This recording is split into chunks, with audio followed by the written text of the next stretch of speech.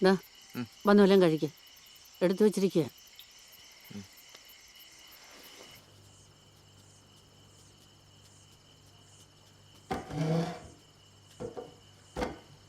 ഇങ്ങോട്ട് ചേർന്നിരിയടാ.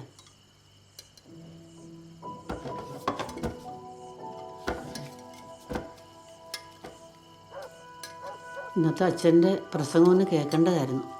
കുടുംബ നവീകരണത്തെക്കുറിച്ച്. എന്നാ ഒരു അനുഗ്രഹമായിരുന്നു. അമ്മച്ചി ഇരിക്കാം അമ്മച്ചി, ഞാൻ വിളമ്പിക്കോളാം. വേണ്ട മോളെ, അമ്മച്ചിക്ക് ഉപവാസമാണ്. മോനെടുത്ത് കഴിച്ചോളുമല്ലോ. അമ്മച്ചി പോയി കിടക്കട്ടെ.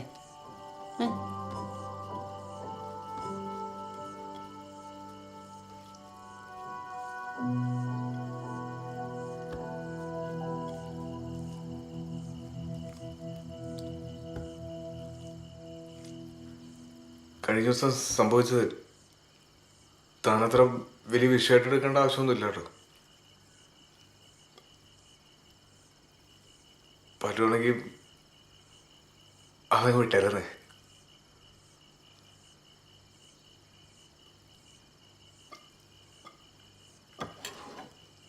അല്ല, ഇയാളെ ശരിക്കും ഇഷ്ടപ്പെട്ടിട്ടാണോ കല്യാണം കഴിച്ചത്? ഇതുവരെ എന്നോട് മര്യാദയ്ക്കൊന്ന് സംസാരിച്ചിട്ടുണ്ടോ? കുറച്ചു നേരങ്ങളിൽ എന്റെ കൂടെ ഒന്ന് ഇരുന്നുണ്ടോ? എങ്ങനെ ചെയ്യാൻ തോന്നി ആൾക്ക് എന്നോട് ഇങ്ങനെ? പറ.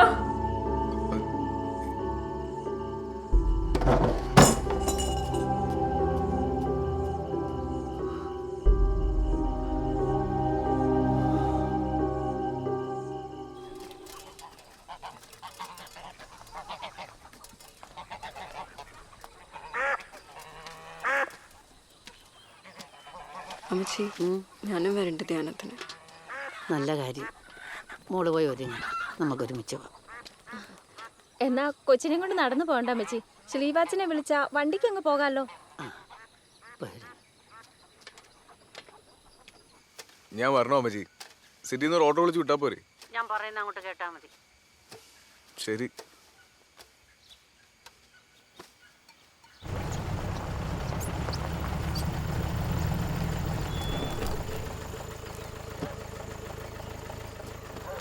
അങ്ങോട്ട് കയറും. അമ്മച്ചി കൂടി. ഞാൻ കയറും.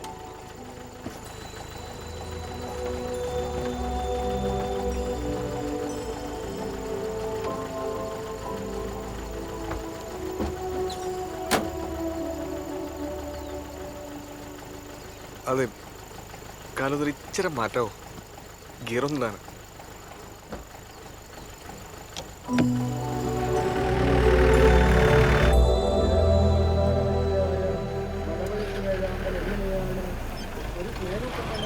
കുടുംബം കൊണ്ടുപോകുന്നതെന്ന് നമ്മെ പഠിപ്പിച്ചു വരുന്നുണ്ട്. സമൂഹത്തിൽ മാതൃകാ കുടുംബ ജീവിതത്തിന്റെ പ്രസക്തി മലമുഴക്കി വേഴാമ്പലിന്റെ കഥയിൽ വേണ്ടി നമുക്ക് മനസ്സിലാക്കാവുന്നതാണ്. ഞാൻ ഇല്ല അമ്മച്ചി. ഞാനും കൂടിയിട്ട് പോകാന്ന്. ആ കൊച്ചു പോകുന്ന കണ്ടോ? എന്നാ വണ്ടി ഇട്ടിച്ചു വരാം. അല്ലെങ്കിൽ നമ്മുടെ വീടുകളിൽ നാം വളർത്തുന്നതായ നമ്മുടെ മൃഗങ്ങൾ, പക്ഷികൾ എന്നിവയിൽ നിന്ന് വ്യത്യസ്തമാണ് ഈ മലമുഴക്കി വേഴാമ്പൽ. എന്തുകൊണ്ടെന്നാൽ അത് കുടുംബജീവിതം ഭദ്രമായിട്ടും സന്തോഷകരമായിട്ടും കൊണ്ടുപോകുന്നു. പെൺവേഴാമ്പൽ മുട്ടയിട്ട് അടയിരിക്കുമ്പോൾ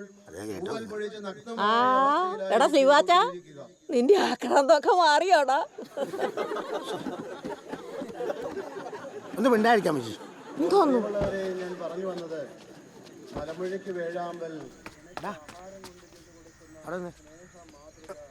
നീ എങ്ങോട്ടേ പോകുന്നേ? ഞാൻ പോവാ. എന്നെ കൊണ്ട് വൈകി ഇങ്ങനെ കോമാളിയാ. എടാ, നിനക്ക് ചെറിയൊരു കയ്യോത്തം പറ്റിയെന്ന് പറഞ്ഞ് നീ എന്നെ എത്രയെങ്കിലും എണ്ണപ്പെടുന്നത്? ഇത് നിനക്ക് മാത്രം പറ്റുന്ന കേസല്ലെന്നേ. നിനക്കറിയോ, അവിടെ പാറക്കുടിയിൽ ജോസൂട്ടിയുടെ പെങ്ങളാ മിണ്ടാ പൂച്ചായിട്ടിരുന്ന പെണ്ണ് സോണി, അവളുടെ കല്യാണം കഴിഞ്ഞായിരുന്നു. അവളിപ്പോൾ കേസും കൂട്ടോട്ട് വീട്ടിൽ വന്നിരിക്കുക. കാരണം തന്നെ ഭർത്താവിന്റെ അമിത ലൈംഗിക പീഡനം. അതിന് ഞാൻ അതൊന്നും വിചാരിച്ച് ചെയ്തല്ല. അതല്ലടാ എടാ, ആ കാര്യം നാട്ടിൽ ചുടുവും ചൂലും അറിഞ്ഞിട്ടില്ല. പക്ഷെ ഇതറിയും. നിന്നെ പത്തോരെ അറിയുന്നോണ്ട് നാട്ടുകാരിങ്ങനെ പലതും പറഞ്ഞുകൊണ്ടെടുക്കും. അതിന് നിനക്കല്ല യാതം അല്ലേ അച്ചോ? സിൽവാച്ച ഇങ്ങ് വന്നേ. ഇത് നല്ല കളി. എടാ, നീ അന്ന് എൻ്റെ മുമ്പിൽ കുമ്പസാരിക്കാൻ വന്നപ്പോൾ ഈ കാര്യത്തിന് ഇത്ര പിഞ്ചാണെന്നുള്ള കാര്യം എനിക്ക് അറിയില്ല. എടാ, ഞാൻ നിന്നെ കുറ്റപ്പെടുത്തിയതല്ല, ഞാൻ അത്ര കാര്യമായിട്ടെടുത്തില്ല. നല്ലൊരു കൗൺസിലിംഗ് നിനക്കുണ്ടായിരുന്നെങ്കിൽ ഇങ്ങനെയൊന്നും സംഭവിക്കില്ലായിരുന്നു. എൻ്റെ കുറ്റമാണ്, ഞാൻ ക്ഷമ വയ്ക്കണം. നമ്മുടെ പള്ളിയിൽ ഈ ധ്യാനം കഴിഞ്ഞ് കഴിയുമ്പോൾ ഒരു ഫാമിലി കൗൺസിലിംഗ് നമ്മുടെ പള്ളിയിൽ വെച്ചിട്ടുണ്ട്. നല്ല ഫേമസ് അച്ഛനാണ് വരുന്നത്, എബി പുത്തുമുറിക്കൽ അച്ഛൻ. നീയും റിൻസിമോളും അതൊന്ന് അറ്റൻഡ് ചെയ്യും.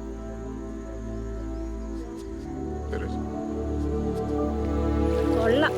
ഇത്രയും കൊല്ലമായി നിങ്ങൾ ചേട്ടനനിയന്മാരെ പോലെ കഴിയുന്നു. ഇതിനിടയ്ക്ക് എപ്പോഴെങ്കിലും ഇക്കാര്യം ഒന്ന് പറഞ്ഞു കൊടുത്തായിരുന്നെങ്കിൽ ഈ കുഴപ്പം വല്ലതും ഉണ്ടാകുമായിരുന്നോ? എന്നിട്ടിപ്പം ചിരിച്ചുകൊണ്ടിരിക്കുക. എൻ്റെ പെണ്ണ ഇതൊക്കെ ആരോടും പറഞ്ഞു കൊടുക്കേണ്ട കാര്യമാണോ? എനിക്കാരും ഇതൊന്നും പറഞ്ഞു തന്നിട്ടില്ല. അതുകൊണ്ട് നിനക്ക് എന്തായാലും കുഴപ്പം പറ്റിയോ? ഈ ചേട്ടൻ എപ്പോഴും ഒരു തമാശയാ. അവൻ്റെ വിഷമം അവനെ അറിയത്തുള്ളൂ.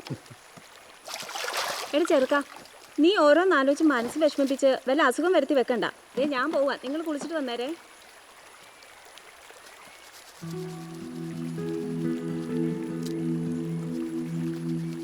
നിങ്ങൾ അടിപൊളിയാണ് ചോദിച്ചത്.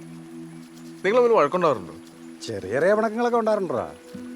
എന്നാലും ഞങ്ങൾക്ക് ഒത്തിരി നേരം ഒന്നും അങ്ങനെ പണയിരിക്കാൻ പറ്റത്തില്ല. അതെങ്ങനെ സഹായിക്കണം ചേട്ടാ? അതൊക്കെ അതൊന്നും ആരോടും പറഞ്ഞാൽ മനസ്സിലായില്ലടാ. അത് അനുഭവിച്ചു തന്നെയല്ലേ.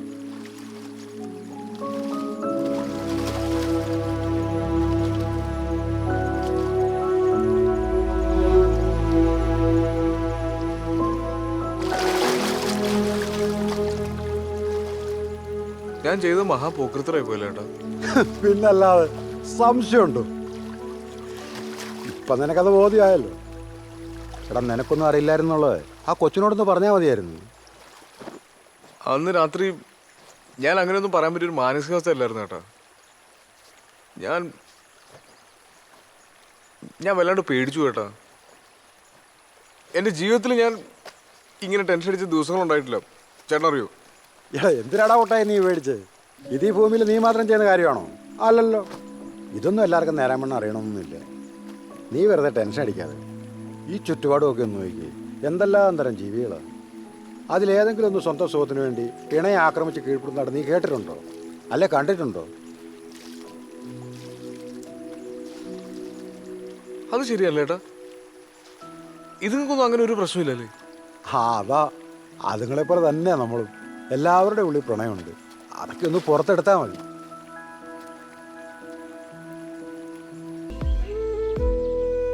വേറെന്താ പറഞ്ഞ? വേറൊന്നും പറഞ്ഞില്ല. Ammukutty, passion fruit. അമ്മ ഞാൻ വന്നേക്കാം. എടാ നീ ഉണ്ടോ? ഞാൻ കൊച്ചിനെ കൊണ്ട് വന്നേക്കാം. ആ ശരി ശരി.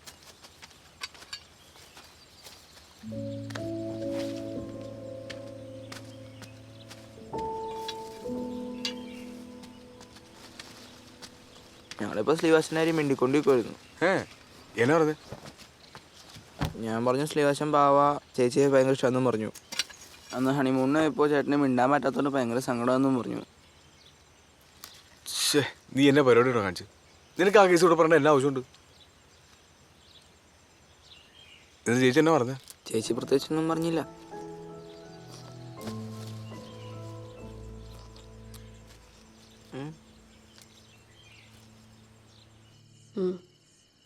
എനിക്കൊരു ഐഡിയ ഇല്ല. ഇല്ല, ഞാൻ എന്നാ അറിയുന്നത്? അതിന് ഞാനും പുള്ളിയും തമ്മിൽ ഇപ്പോൾ ഒരുമിച്ചല്ല. ഒരു പ്രാവശ്യം സംസാരിച്ചു, പക്ഷെ വലിയ റെസ്പോൺസ് ഒന്നും ഉണ്ടായില്ല. എൽദോ ചാച്ചനെ പോയി കാണണോ വേണ്ടയോ എന്നാണ്. അതൊന്നും നോക്കണ്ട. നീ എന്ത് തീരുമാനമെടുത്താലും ചേട്ടൻ കൂടെ ഉണ്ടോ? അവനെന്ന് പെണ്ണാണാൻ വന്നപ്പോൾ എനിക്ക് ഡൗട്ട് അടിച്ചതാ. അവൻ്റെ ഒരു കരിങ്കുറിഞ്ഞും തൊട്ടാവാടിയും. ഞാൻ പിന്നെ നിങ്ങളുടെ ആരടുത്തും പറഞ്ഞില്ല എന്നേ ഉള്ളൂ. നീനിത് വിട്ടു വിളിച്ച് പറയണ്ട. ഞാൻ അവിടെ ആരടുത്തും പറഞ്ഞിട്ടില്ല. നീ ഒരു ഡിസിഷൻ എടുത്തോ, ചേട്ടൻ കൂടെ ഉണ്ടാവും. ഞാനേ ഇവിടെ ഷിഫ്റ്റിന് സമയം, ഞാൻ പിന്നെ വിളിക്കാം.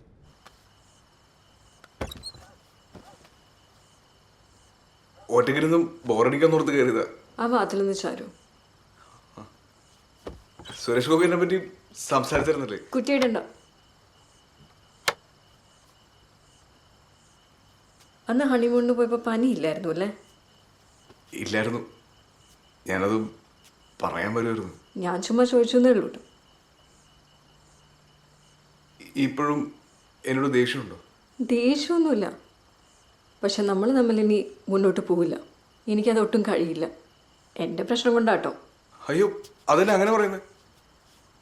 റിൻസിക്ക് ഒരു പ്രശ്നമില്ലല്ലോ. പ്രശ്നം മൊത്തം ഉണ്ടാക്കിയത് ഞാനല്ലേ? അതാ, അതുകൊണ്ടാണ് ഞാൻ പറഞ്ഞത്. നിങ്ങളെപ്പോലെ ഒരാളുടെ കൂടെ എനിക്കിനി ജീവിച്ചു പോകാൻ ബുദ്ധിമുട്ടുണ്ട്.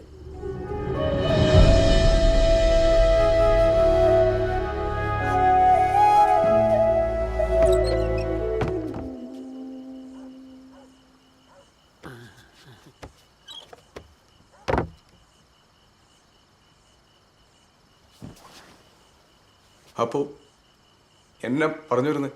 ധ്യാനം കഴിയുമ്പോൾ എന്നെ വീട്ടിൽ കൊണ്ടാക്കണം. അമ്മച്ചിയോട് പറയുമെങ്കിൽ ഇത്തിരി ബുദ്ധിമുട്ടുണ്ട്. എൻ്റെ ഈ തീരുമാനത്തിൽ മാറ്റമൊന്നും ഉണ്ടാവില്ല.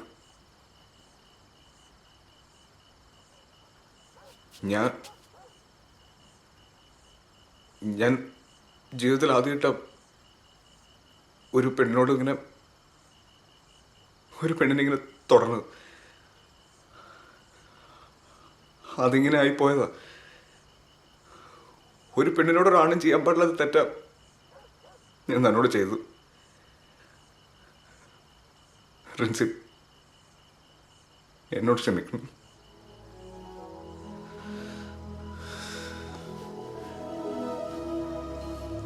എനിക്ക് ഇങ്ങനെയൊക്കെ പറയാൻ അറിയാൻ പാടുള്ളൂ.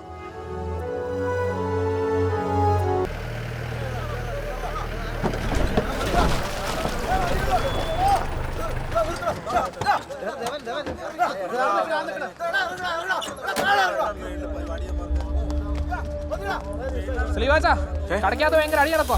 ആരെ? ആ ബെഡ്സീഡ് ഏച്ചന്മാരാ. പെണ്ണേസാണ്ട് ആരും ഓരോടെ നിരുന്നേ.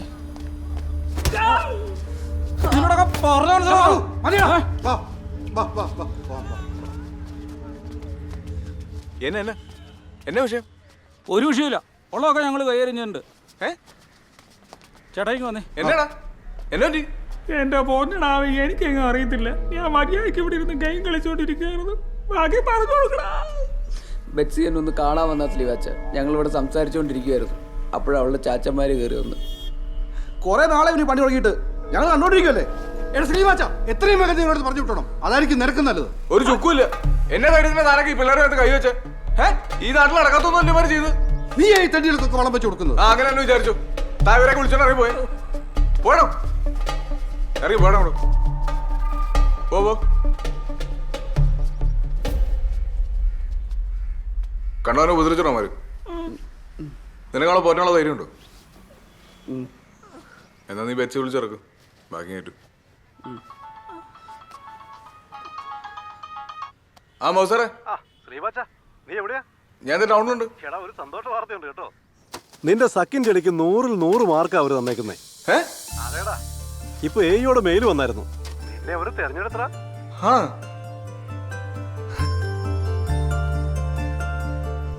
സമ്മതിക്കണം കേട്ടോടി ബെറ്റ്സി, നിന്റെ ധൈര്യം. എത്ര നാളായി നിങ്ങൾ ഇഷ്ടത്തിലായിട്ട്? ഇപ്പം 3 വർഷം. എൻ്റെ പൊന്നു ചേച്ചി, ഒരു ദിവസം ഇവളുടെ ബാംഗ്ലൂരുള്ള അനിയത്തിക്ക് കുറച്ച് മീനച്ചാറ് പാഴ്സൽ അയക്കാൻ വേണ്ടി ഇവളെൻ്റെ കടയിലോട്ട് വന്നു. ഒരാഴ്ച കഴിഞ്ഞിട്ടും പാഴ്സൽ അവിടെ കിട്ടിയില്ല. പിന്നെ ഇതെന്നും അന്വേഷിക്കാൻ വേണ്ടി ഇവളെൻ്റെ കടയിൽ വരും. അങ്ങനെ വന്ന് അടുത്തപ്പോൾ ഒരു ദിവസം ഇവളെൻ്റെ നമ്പറും ചോദിച്ചുകൊണ്ടങ്ങ് പോയി. പിന്നെ പറയണ്ടല്ലോ, ഫോൺ വിളിയായി, പറച്ചിലായി. പിന്നെ ഞങ്ങൾ ഇവിടെ വരെ എത്തി. എന്നിട്ട് അച്ചാറോട് പോയി ചേച്ചി? അതിനെന്നെ പറയണ്ട, അതിൻ്റെ കാരണക്കാരൻ ദേ നിൽക്കണു. ഞങ്ങൾ അന്ന് തന്നെ അതങ്ങ് പൊട്ടിച്ച് ടച്ചിങ്സ് ആയിട്ടങ്ങ് അടിച്ച്. അല്ലെങ്കിലും പ്രേമിച്ച് കല്യാണം കഴിക്കണം തന്നെയാണ് നല്ലത്. ഒന്നില്ലെങ്കിലും പരസ്പരം മനസ്സിലാക്കിയിരിക്കാമല്ലോ. എന്നാ മണ്ടത്തരവാടാ കൊച്ചെ നീ കാണിച്ചേ? നിങ്ങൾ തമ്മിൽ ഇഷ്ടത്തിലായിരുന്നെങ്കിൽ ഇതൊക്കെ കടക്കാത്ത വെച്ച് വേണമായിരുന്നോ? അതുകൊണ്ടല്ലേ നാട്ടുകാരെല്ലാം അറിഞ്ഞത്. അയ്യോ എൻ്റെ പൊന്നു ചേച്ചി, ഞങ്ങൾ കുറ്റമൊന്നും ചെയ്തിട്ടില്ലെന്നേ. ഇവള് ധ്യാനത്തിനാന്നും പറഞ്ഞ് നേരെ വീട്ടിൽ നിന്ന് ഇറങ്ങി എന്നെ കാണാൻ വന്നു. പള്ളിയിലെങ്ങും കാണാത്തോണ്ട് ഇവളുടെ വീട്ടുകാരെല്ലാം കൂടെ നേരെ എൻ്റെ കടയിലോട്ട് വന്നു. പിന്നെ ആകെ പാട പ്രശ്നമായി. അല്ലാതെ ചേച്ചി പറയുന്ന പോലെ ഞങ്ങൾ വേറെ അങ്ങനത്തെ പരിപാടി. ഞങ്ങൾ പിള്ളേരല്ലേ ചേച്ചി, ഇപ്പോൾ ഓടുന്നു. ഇല്ല ചേച്ചി, എനിക്കൊന്ന് കാണണമെന്നുണ്ടായിരുന്നു, അതുകൊണ്ട് പോയതാ. അതിലിപ്പോ എന്താ ഇത്ര വലിയ തെറ്റെന്നറിയില്ല. അതിൽ തെറ്റൊന്നുമില്ലോ. ഇവരെ ഇവിടെ വിളിച്ചു കയറ്റിയാന് അവര് വന്ന് നിന്നെ വല്ല ദേഹോപദ്രവം ചെയ്യുവോ? അമ്മച്ചി തന്നെ വർത്താനം അമ്മച്ചി പറയണേ. അങ്ങനെ ഇന്നത്തെ കാലത്ത് ഇഷ്ടപ്പെടുന്നവർ തമ്മിൽ പിരിക്കാനൊന്നും പറ്റത്തില്ല. അതിനുള്ള എല്ലാ സംവിധാനവും ഉണ്ട് ഇരായത്ത്. ഗോവിച്ചടോ, നാളെ തന്നെ ഇവരുടെ രജിസ്ട്രേഷൻ വേണ്ട സെറ്റപ്പ് എന്നാന്ന് വെച്ചാൽ ചെയ്തു.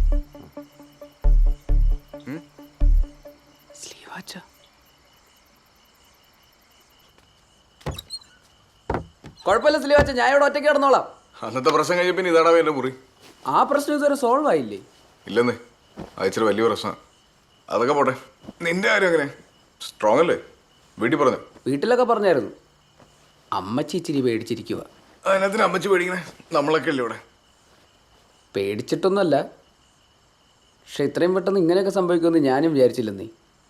നാളെ ഇനി അവന്മാരുടെ നിന്ന് വീണ്ടും ഇടികൊള്ളുകൊണ്ട് വരുമെന്ന് എൻ്റെ പേടി. സ്ലീവാച്ചിന് ഇങ്ങനെ കട്ടയ്ക്ക് കൂടെ ഉള്ളത് എൻ്റെ ഒരു സമ. സ്ലീവാച്ച, സ്ലീവാച്ച്,